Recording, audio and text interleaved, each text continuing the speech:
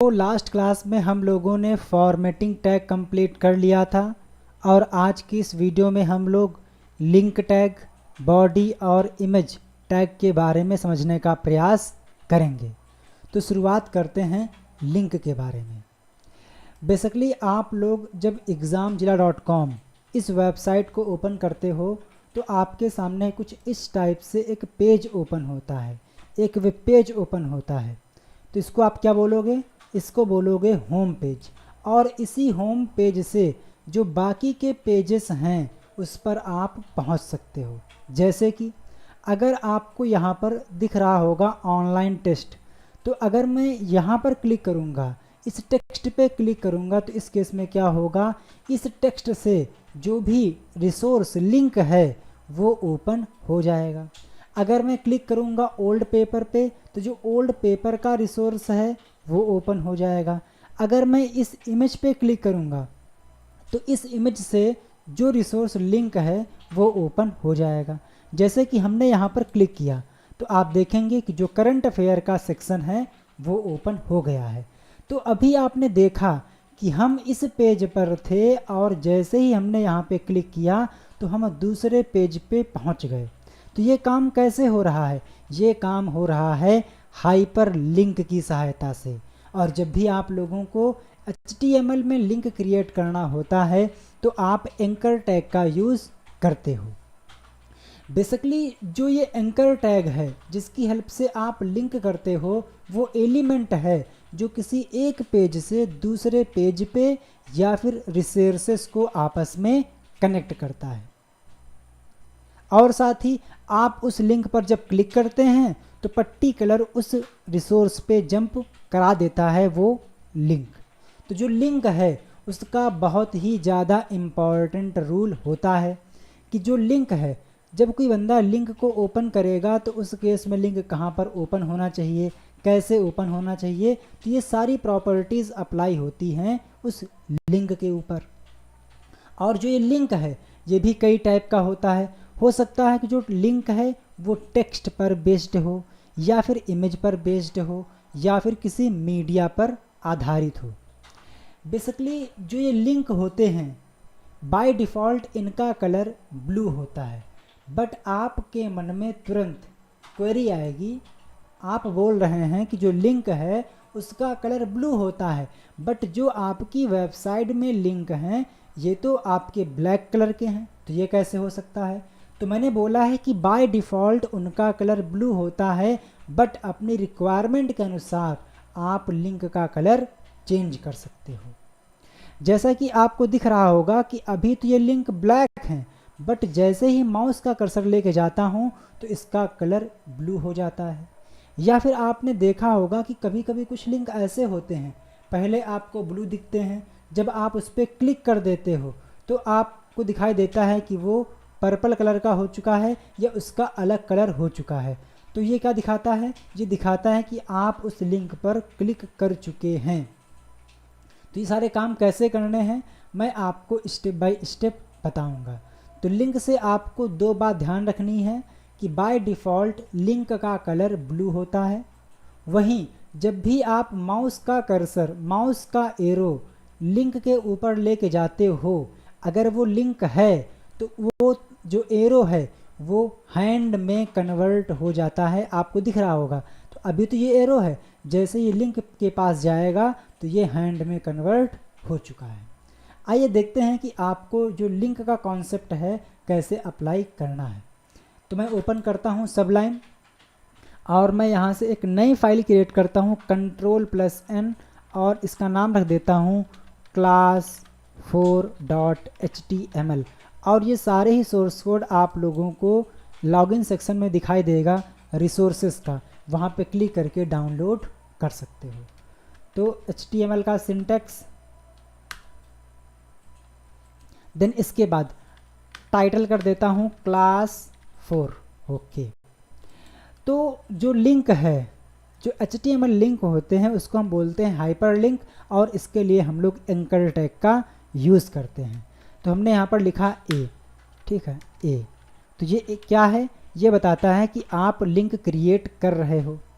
Then अब हमें आपको दिख रहा होगा कि हमें यहाँ पर शो हो रहा है online test, store, O level, exams, old paper.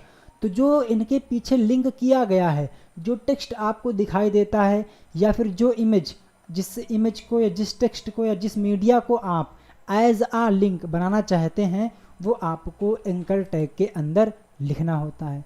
तो हमने यहाँ पर लिख दिया है फॉर एग्ज़ाम्पल ऑनलाइन टेस्ट। तो जो ये ऑनलाइन टेस्ट है, इस पे एक लिंक क्रिएट होगा, जो आप URL दोगे जिस रिसोर्स का, वो ओपन होगा जब कोई बंदा इस टेक्स्ट पे क्लिक करेगा, क्योंकि ये एक टेक्स्ट लिंक है। हम आएंगे ए टैग के अंदर और यहाँ पर एक एट्रीब्यूट को रखेंगे जिसका नाम है href। बेसिकली जो href एट्रीब्यूट है, इसमें आप URL को स्पेसिफाई करते हो, URL को डिफाइन करते हो। जैसे कि जब मैं यहाँ पर क्लिक कर रहा था तो पर्टिकुलर ये रिसोर्स ओपन हो रहा था, तो जो ये URL है, ये URL इस कंटेंट से, इस टेक्स्ट से लिंक कर दी गई है। तो मैं चाहता हूँ कि जब कोई बंदा इस टेक्स्ट पे क्लिक करे तो उस केस में क्या ओपन होना चाहिए, तो वो URL आप लोग यहाँ पे डिफाइन करते हो। तो मैं क्या करता हूँ, एग्जाम्पल के तौर पर अपनी वेबसाइट का जो URL है वो यहाँ पर रख देता हूँ। तो जो ऑनलाइन टेस्ट है वो यूजर को दिखाई देगा, जब इस पर क्लिक करेगा तो वो इस रिसोर्स पे पहुँच जाएगा। इसको हम करते हैं सेव और इसको ओपन कर लेता हूँ ब्राउज़र पे। तो आप देखिए कि जो बाय डिफ़ॉल्ट लिंक का कलर है वो ब्लू होता है और अंडरलाइन भी होता है। आपको दिख रहा होगा ऑनलाइन टेस्ट लिख के आ रहा है। मैंने इस पर क्लिक किया तो आप देखेंगे कि पर्टिकुलर ये रिसोर्स ओपन हो गया है जिसे हमने इस कंटेंट से, इस टेक्स्ट से लिंक कराया था। जो href है, इसके अलावा एक और एट्रीब्यूट हम यूज करते हैं, दैट इज़ टारगेट। अभी आपको दिख रहा होगा कि जब मैं इस लिंक पे क्लिक करता हूं तो पर्टिकुलर जो पेज है, जो पर्टिकुलर रिसोर्स है, वो इसी पेज पे ओपन हो रहा है। बट मेरी रिक्वायरमेंट ये है कि जब कोई इस लिंक पे क्लिक करे तो जो नया रिसोर्स है, जो रिसोर्स है, वो नई टैब में ओपन हो। तो आप लोग यहाँ पर टारगेट एट्रीब्यूट के अंदर लिखोगे _blank। ठीक, इसको हमने किया सेव, पेज को हमने किया रिफ्रेश। तो इस केस में आप देखेंगे कि हमने यहाँ पर क्लिक किया तो जो URL है वो नए पेज में ओपन हो रही है। बाय डिफ़ॉल्ट जो पेज की URL होती है, जो लिंकिंग होती है, जो रिसोर्स होता है, वो उसी टैब में ओपन होता है। और बाय डिफ़ॉल्ट वैल्यू क्या होती है, _self। ठीक है, तो _self लगाइए या ना लगाइए, वो वैसे भी होता है बाय डिफ़ॉल्ट। इसको हम सेव कर देते हैं और पेज को कर देते हैं रिफ्रेश। तो इस केस में क्या होगा, कंटेंट रिसोर्स उसी पेज में, उसी टैब में ओपन होगा। तो मुझे आशा है कि जो href और टारगेट का कॉन्सेप्ट है वो आपको समझ आया होगा। अब हम बात कर लेते हैं कि अगर आप पर्टिकुलर उस कंटेंट के बारे में एडिशनल इन्फॉर्मेशन देना चाहते हो तो आप यहाँ पर टाइटल एट्रीब्यूट का यूज़ कर सकते हो। तो हमने लिखा टाइटल और मैं लिख देता हूँ examzilla.com। तो इस केस में क्या होगा, जब कोई बंदा उस पर्टिकुलर लिंक के ऊपर माउस लेके जाएगा, एरो लेके जाएगा, तो उसको दिखाई देगा कि भैया जो ये लिंक है इसके बारे में examzilla.com ये जानकारी दी गई है।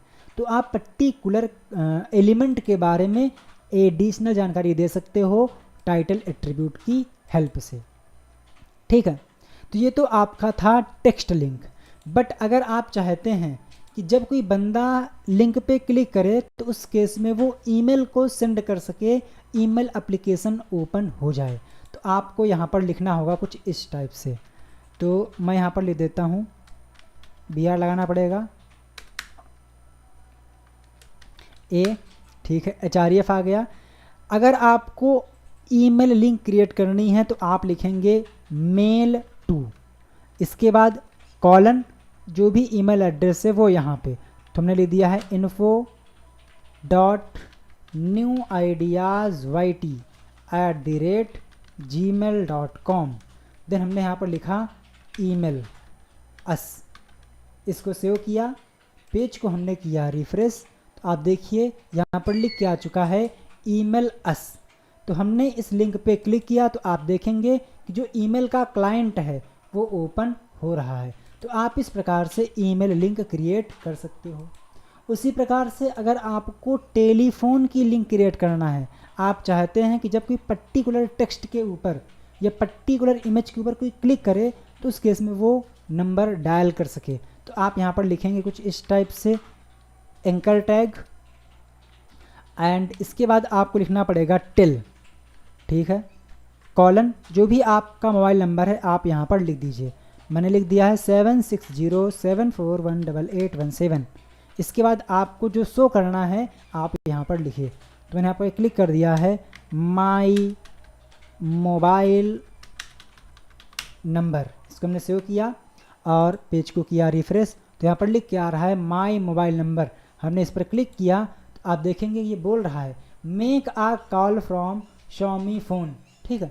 तो आप इस प्रकार से जो टेलीफोन लिंक है वो क्रिएट कर सकते हो। अगर आपकी रिक्वायरमेंट है कि अभी तो हमने टेक्स्ट पे क्लिक करवाया था तो रिसोर्स ओपन हो रहा था, बट मैं चाहता हूँ कि इमेज पर क्लिक करे तो रिसोर्स ओपन हो, तो ये काम कैसे होगा आइए देखते हैं। तो इस काम को करने के लिए आपको ये पता होना चाहिए कि HTML डॉक्यूमेंट में इमेज कैसे एम्बेड करवाते हैं। तो इसके लिए आप टैग यूज़ करते हो इमेज टैग का, IMG टैग का। तो हमने यहाँ पर लिखा IMG, और इसके बाद आप लोगों को यहाँ पर SRC एट्रीब्यूट का यूज़ करना होगा, जिसका फुल फॉर्म होता है सोर्स, यानी कि वो कौन सी इमेज है जिसे आप डिस्प्ले करना चाहते हैं उसका पाथ आपको यहाँ पर डिफाइन करना होता है। तो आइए कर देखते हैं कि कैसे आपको डिफाइन करना है। तो अगर आपकी इमेज जहाँ पर ये पेज आपने सेव किया है उसी लोकेशन पर आपकी इमेज है, तो सिंपली आपको इमेज का नाम और उसका एक्सटेंशन लिखना है। बट अगर इमेज किसी दूसरी लोकेशन पे है तो उस केस में आपको उसका कंप्लीट पाथ देना होगा।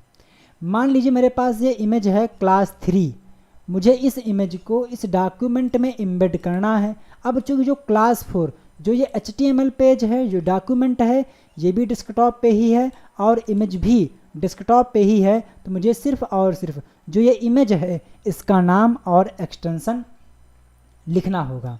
तो मैं जाऊंगा, इस पर राइट क्लिक करूंगा, मिलेगा ऑप्शन प्रॉपर्टीज़ का, और मैं यहाँ से जिसका नाम है Ctrl+C कर लेता हूँ, जाऊंगा सबलाइम पे और SRC के अंदर पेस्ट कर दूंगा। इसके बाद जो इस फाइल का एक्सटेंशन है क्या है .png, ये आपको यहाँ पर लिखना है। तो हमने लिखा .png, इसको हमने सेव किया और पेज को हमने किया रिफ्रेश, तो आप देखेंगे कि यहाँ पर एक इमेज आ चुकी है। बट ये इमेज काफ़ी ज़्यादा बड़ी है, तो आप इस इमेज की हाइट और विड्थ को कैसे कंट्रोल करेंगे, इसके लिए आपको मिलते हैं एट्रीब्यूट। पहला एट्रीब्यूट है हाइट, तुमने लिखा यहाँ पर हाइट, मैं कर देता हूँ फॉर एग्जांपल 500, और जो विड्थ है वो मैं कर देता हूँ 250 पॉइंट। इसको हमने सेव किया, पेज को रिफ्रेश किया, तो आप देखेंगे कि जो इमेज है इसका साइज पहले से छोटा हो गया है। तो ये डिपेंड करता है कि आपकी रिक्वायरमेंट क्या है, उसके अनुसार आपको यहाँ पर स्पेसिफाई करना होगा। तो इसको हमने सेव कर दिया फिर से, और यहाँ पर जो इमेज है ये इस टाइप से आ चुकी है। थोड़ा सा इसको और छोटी कर लेते हैं, मैं इसको कर देता हूँ, हाइट कर लेता हूँ 100 और विड्थ कर लेता हूँ 150। पेज को हमने किया रिफ्रेश, तो आप देखिए इमेज आ चुकी है। बेसिकली जब भी आप लोग रियल वर्ल्ड में काम कर रहे होते हैं और आप इमेज को इंसर्ट कर रहे होते हैं अपने डॉक्यूमेंट में, तो उस केस में दो मेन एट्रीब्यूट होते हैं जो कि रिक्वायर्ड होते हैं। सबसे पहला है SRC, कि जो आप इमेज लगाना चाहते हैं उसका सोर्स क्या है, तो SRC एट्रीब्यूट कंपलसरी होता है। वहीं जो दूसरा एट्रीब्यूट है एंड दैट इज़ अल्ट, तो जो अल्ट है ये भी इम्पॉर्टेंट है, रिक्वायर्ड होता है। तो अगर आप इमेज इंसर्ट कर रहे हैं तो SRC और अल्ट इन दोनों एट्रीब्यूट का यूज़ करना ही पड़ेगा, तभी वो आपकी पोस्ट पब्लिक हो पाएगी। वरना आपको एरर शो होगा। अब बात ये आती है कि जो अल्ट एट्रीब्यूट है इसके अंदर कौन सी कहानी लिखनी है और इस कहानी का रोल क्या है। जैसे कि अभी आपको दिख रहा था कि हमने यहाँ पर इमेज का नाम दिया था, पाथ दिया था, और जो ये इमेज थी वो इसको मिल जा रही थी और ये इमेज यहाँ पर ओपन हो जा रही थी। बट हो सकता है किसी कारण से आपने पाथ गलत इंटर कर दिया हो, या फिर जो इमेज का एक्सटेंशन है वो गलत हो गया हो, या फिर इमेज का नाम गलत हो गया हो। तो उस केस में जो इमेज है वो लोड नहीं होती है और आप लोगों को एक छोटा सा नॉट लोड इमेज का आइकन दिखाई देता है। तो मैं यहाँ पर इसका नाम गलत कर देता हूँ, मैंने यहाँ से 3 को हटा दिया है। तो इस केस में क्या है, इस नाम की कोई इमेज है ही नहीं, तो यहाँ पर लोड कैसे होगी। तो आपको दिख रहा होगा कि यहाँ पर जगह तो बन के आ रही है, क्यों, क्योंकि जो ये आपको जगह दिख रही है इस जगह को अलॉट करने का काम ing टैग करता है। बट उस जगह पे कौन सा कंटेंट, कौन सा इमेज शो कराना है, इसको स्पेसिफाई करने के लिए आप src का यूज़ करते हो। अब चूंकि src के अंदर जो आपने कंटेंट दिया था वो तो गलत है, तो यहाँ पर आप लोगों को बहुत ही ज़्यादा गलत आउटपुट दिखाई दे रहा है, इमेज लोड नहीं हो पाई है। किसी कारणवश जब इमेज लोड ना हो पाए तो उस केस में आप क्या टेक्स्ट शो करना चाहते हैं वो अल्ट के अंदर आपको लिखना होता है। तो मैंने यहाँ पर लिख दिया है इमेज लोडिंग फेल्ड। इसको हमने सेव किया और पेज को हमने किया रिफ्रेश। तो आप देखेंगे अब चूंकि इमेज का नाम गलत था तो इस केस में इमेज तो लोड नहीं हो पाई, बट यहाँ पर लिख के आ रहा है इमेज लोडिंग फेल्ड। और आपको ध्यान होगा कि पहले इमेज तो लोड नहीं हो रही थी, बट पूरी की पूरी जगह जो हमने यहाँ पर दिया था कि हाइट रहेगी 100 पिक्सल की, विड्थ रहेगी 150 पिक्सल की, वो जगह कवर कर रहा था। बट जब हमने अल्ट एट्रीब्यूट का यूज़ किया तो वो उस जगह को रिलीज कर दिया गया और वहाँ पर जो अल्टरनेटिव मैसेज था वो डिस्प्ले हो गया। तो आपको अल्ट और src इन दोनों का जो रोल है समझ में आया होगा। उसी प्रकार से इसी में अगला एट्रीब्यूट है दैट इज़ बॉर्डर, कि अगर आप लोगों को बॉर्डर लगाना है तो आप कैसे लगा सकते हो। मैंने कर दिया है 15। आप देखेंगे कि जो इमेज थी, पहले तो मुझे इमेज का नाम सही करना पड़ेगा, और ध्यान दीजिएगा ये दोनों एक साथ काम नहीं करते हैं। अगर इमेज शो हो जाएगी तो अल्ट के अंदर लिखा गया कंटेंट शो नहीं होगा, अगर इमेज लोड नहीं हो पाएगी तो अल्ट के अंदर लिखा गया कंटेंट शो होता है।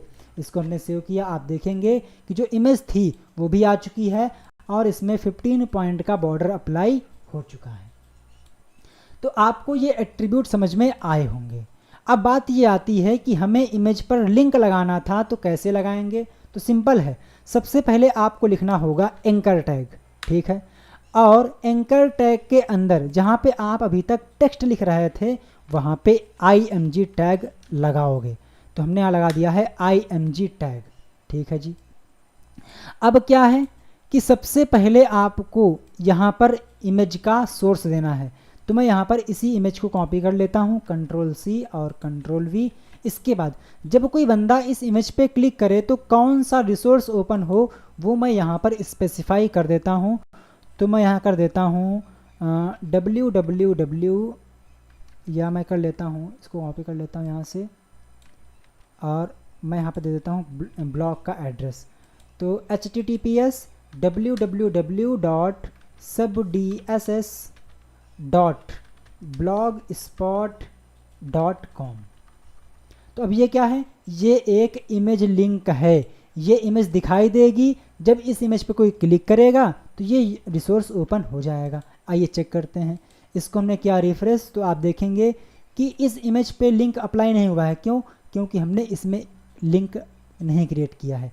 बट जो ये इमेज है इसमें आपको लिंक दिख रहा होगा, आप पहचान गए होंगे कि जैसे ही एरो इस पे आया तो ये हैंड में कन्वर्ट हो चुका है। इसका मतलब ये है कि ये एक लिस्ट है। हमने इस पर क्लिक किया तो आप देखेंगे कि जो subdss ब्लॉग था वो ओपन हो गया है। हालांकि यहाँ पर कुछ मिस्टेक हो गई है एड्रेस फिल करने में, ठीक है। हाँ, यहाँ कॉमा लग गया था, यहाँ पे आएगा डॉट। इसको सेव करता हूँ और दोबारा से पेज को करता हूँ रिफ्रेश। 1 मिनट, हाँ जी, इस पर हमने क्लिक किया तो आप देखेंगे कि यहाँ पर ये ब्लॉग ओपन हो गया है, रिसोर्स ओपन हो गया है। तो आप इस प्रकार से इमेज लिंक क्रिएट कर सकते हो और यहाँ पर अपने रिक्वायरमेंट के अनुसार जो हाइट और विड्थ है इसको भी कंट्रोल कर सकते हो। मैंने कर दिया है 15 पॉइंट और विड्थ कर दिया है 20। सेव कर दिया। तो जो इमेज का साइज है वो भी छोटा हो चुका है, पहले के मुकाबले आपको यहाँ पर दिख रहा होगा। तो ये थी इमेज लिंक। अगला आता है बारी बॉडी टैग के बारे में, कि जो बॉडी टैग है उसके साथ में कौन कौन से एट्रीब्यूट काम करते हैं। तो अगर हम बात करें लिंक से संबंधित कौन कौन से एट्रीब्यूट हैं जिन्हें हम बॉडी टैग के अंदर रखते हैं, तो सबसे पहला आता है लिंक। कि अगर आप लोगों को लिंक का कलर चेंज करना है जो कि बाय डिफ़ॉल्ट ब्लू होता है, तो आप इसके लिए बॉडी के अंदर आएंगे और यहाँ पर लिखेंगे एट्रीब्यूट दैट इज़ लिंक। मैंने कहा कि जो लिंक का कलर है इस पेज में, इस डॉक्यूमेंट में जितने भी लिंक हैं सारे के सारे लिंक का कलर रेड होना चाहिए। तो अब क्या होगा, जो कलर है लिंक का वो रेड हो जाएगा। आप देखिए यहाँ पर जो कलर है वो रेड हो चुका है। अब बात ये आती है कि जो पहला वाला है ये क्यों नहीं हुआ, क्योंकि हमने इस लिंक को ओपन कर लिया था। तो मैं चाहता हूँ कि अगर बंदे ने उस लिंक पर कम से कम एक भी बार क्लिक कर दिया है तो उस लिंक का कलर दूसरा हो जाना चाहिए। तो हमने यहाँ पर लिखा आ लिंक, सॉरी यहाँ पे आएगा वी लिंक, ठीक है। कि अगर बंदे ने उस लिंक पर विजिट कर चुका है तो इस केस में उसका लिंक कर दीजिए ग्रीन। इसको हमने सेव किया। सेव करने के बाद आप देखेंगे कि यहाँ पर ये तो रेड है बट ये ग्रीन है। क्यों? क्योंकि हमने इस लिंक को ओपन कर लिया था, ठीक है। इसको हमने इस पर क्लिक किया। अब चूँकि यहाँ पर जो ये लिंक है ये प्रॉपर तरीके से काम इससे हमने नहीं करवाया है, तो इस वजह से यहाँ पर जो ये इसका कलर है वो चेंज नहीं हुआ है। अगर ये प्रॉपर तरीके से वर्क करता तो इसका भी कलर चेंज हो जाता।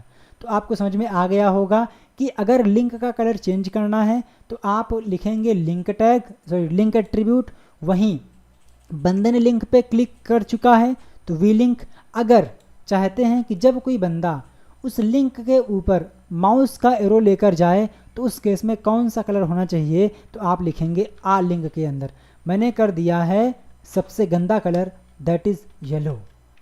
इसको हमने सेव किया, पेज को हमने किया रिफ्रेश। तो आप देखेंगे कि जैसे ही मैं लिंक के ऊपर कर्सर लेके जाऊंगा तो उसका कलर येलो हो जाएगा, ठीक है।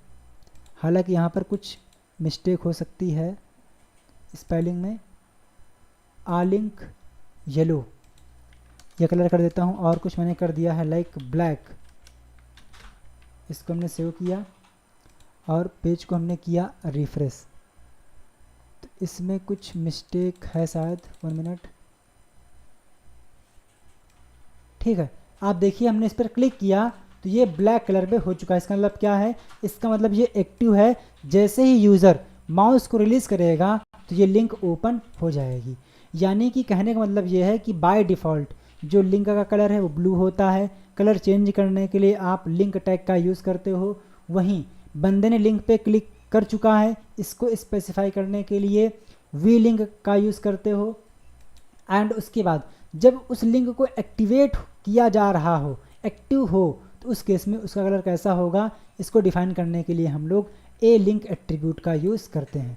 तो जैसे मैंने इस लिंक पे क्लिक किया बट हमने अभी इसको रिलीज़ नहीं किया है, बटन को रिलीज़ नहीं किया है, तो इस केस में इसका कलर तब तक की ब्लैक ही रहेगा। जैसे मैं इसको रिलीज़ कर दूंगा तो जिसका कलर है वो चेंज हो जाएगा। जैसे कि आपको यहाँ पर दिख रहा होगा, जब मैं क्लिक करता हूँ तो इसका कलर ब्लैक हो जा रहा है, बट जब तक मैं इसको क्लिक करके रखूँगा तब तक ही यहाँ पर ब्लैक होगा। जैसे मैं छोड़ दूँगा तो वापस से इसका कलर ग्रीन हो जाएगा, अगर ये लिंक सक्सेसफुली ओपन हो जाएगी तो। उसी प्रकार से आपको दिख रहा होगा कि जो भी आप लोग बॉडी में कंटेंट लिखते हो वो बाय डिफ़ॉल्ट ब्लैक कलर का होता है। कैसा होता है, बाय डिफ़ॉल्ट वो ब्लैक कलर का होता है, ठीक। आपको दिख रहा होगा, मैं दिखाता हूँ एग्जाम्पल, ये रहा, ठीक है। बाय डिफ़ॉल्ट ये ब्लैक कलर का है, बट आप चाहते हो कि इस डॉक्यूमेंट में जो भी कंटेंट हो उसका डिफ़ॉल्ट कलर ब्लैक कलर ना होकर और कोई कलर हो, तो आपको बॉडी के अंदर ही आना है और लगाना है टेक्स्ट एट्रीब्यूट। तो हमने लिख दिया है टेक्स्ट, जो कि क्या है, एट्रीब्यूट है। मैंने कर दिया है फॉर एग्ज़ाम्पल, इसका मैं कर देता हूँ रेड। इसको हमने सेव किया, पेज को रिफ्रेश किया, तो जो कंटेंट है वो रेड हो चुका है। तो आप इस प्रकार से डॉक्यूमेंट में जो टेक्स्ट है उसका कलर कंट्रोल कर सकते हो। अगर आप लोगों को इस डॉक्यूमेंट का मार्जिन सेट करना है तो बॉडी के अंदर आपको आना है, मान लीजिए हमें टॉप से मार्जिन सेट करना है, तो मैं लिखूँगा यहाँ पर टॉप मार्जिन, और मैं यहाँ पर स्पेसिफाई कर दूँगा कि मुझे करना है 50 पिक्सल का। इसको हमने सेव किया, रिफ्रेश किया, तो आपको दिख रहा होगा कि यहाँ पर टॉप से इतना स्पेस छोड़ दिया गया है जिसको हम बोलते हैं मार्जिन। मुझे करना मान लीजिए लेफ़्ट से, तो मैं यहाँ पर लिखूँगा लेफ़्ट मार्जिन, लेफ़्ट मार्जिन मैंने कर दिया है 30 पॉइंट। अभी आपको दिख रहा होगा जो कंटेंट है इसमें इतना स्पेस आ रहा है, बट अब कितना आ चुका है, अब 30 पिक्सल का स्पेस लेफ़्ट से आ रहा है और टॉप से 50 पॉइंट का स्पेस आ रहा है। तो आप इस प्रकार से जो मार्जिन है उसको सेट कर सकते हो। वहीं आपको इस डॉक्यूमेंट का जो बैकग्राउंड कलर है उसे चेंज करना है, तो आप यहाँ पर लिखेंगे बॉडी के अंदर बीजी कलर। कैसा colour? BG colour. BG colour क्या है? एट्रीब्यूट है।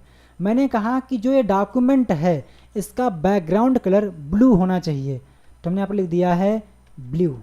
ये मैं कर देता हूँ येलो। ठीक है जी, इसको सेव कर दें और पेज को कर दें रिफ्रेश, तो आप देखेंगे कि डॉक्यूमेंट का कलर येलो कलर का हो चुका है। अगर आप लोगों को बैकग्राउंड में लगाना है कोई इमेज तो आप यूज़ करोगे बैकग्राउंड एट्रीब्यूट का, और सिंपली आपको उस इमेज का पाथ देना है। तो मैं एग्जांपल के तौर पर कोई अन्य इमेज लगाता हूँ ताकि डिफ्रेंशिएट करने में दिक्कत ना हो। तो मैं इस इमेज को लगाने वाला हूँ बैकग्राउंड में, तो मैं इसका नाम छोटा कर लेता हूँ, रिनेम कर लेता हूँ, नाम कर लेता हूँ ओ लेवल। ठीक है जी, जाऊँगा सबलाइम में और यहाँ पर लिख दूँगा ओ लेवल डॉट PNG। इसको हमने कर दिया सेव और पेज को हमने किया रिफ्रेश, तो आप देखेंगे कि यहाँ पर जो इमेज है उसको इम्पोर्टेंस दी गई है, जो इमेज थी वो एज आ बैकग्राउंड अप्लाई हो चुकी है। तो आप इस प्रकार से जो प्रॉपर्टीज़ हैं, जो एट्रीब्यूट्स हैं, टैग्स हैं, इनका यूज़ कर सकते हो। तो आपको सिंपली बताना है कमेंट करके कि IMG टैग के अंदर कौन कौन से वो एट्रीब्यूट हैं जो कि रिक्वायर्ड होते हैं, उन्हें आपको लगाना ही होता है। इसका आंसर कमेंट करना है। अगले सेशन में हम लोग नया टॉपिक शुरू करेंगे। तब तक के लिए जय।